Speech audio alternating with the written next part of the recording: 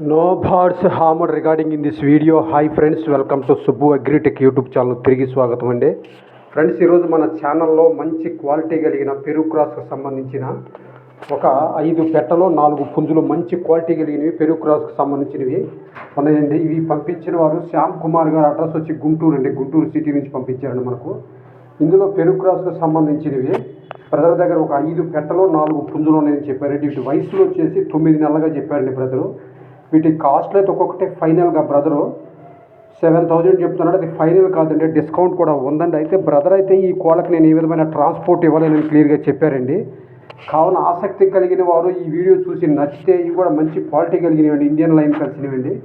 మన ఇండియన్ భీమవరం బ్రీడ్కి సంబంధించిన భీమవరం ప్లస్ పెరుగు మిక్స్గా ఉన్నాయండి నాకు తెలిసి.